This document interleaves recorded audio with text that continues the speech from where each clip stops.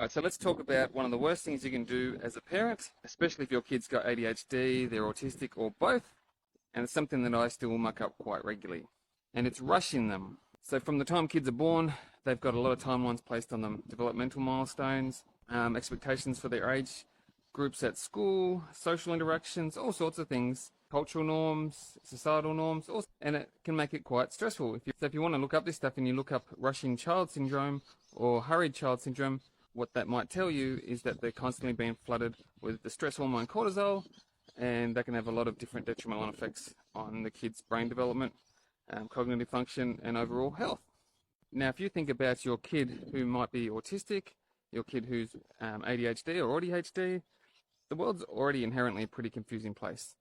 The world's already a bit of a struggle to be in. They're trying to live up to a whole heap of different expectations, a lot of rushes that just these norms inherently place on them.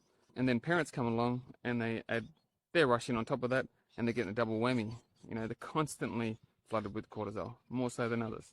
And if you want to go a step further, even if you're like myself, who maybe has done this a few times and is trying not to, when you're not doing it, there's still going to be that inferred rushing.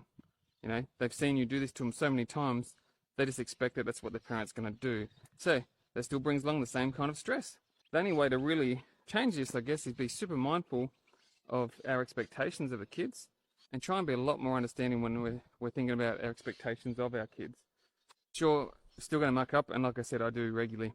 It's going to take time to be able to change those habits that we've sort of been conditioned to ourselves. It's so important that if we don't want our kids to be growing up in constant dysregulation and stress, it's something that we actually owe them to not rush them.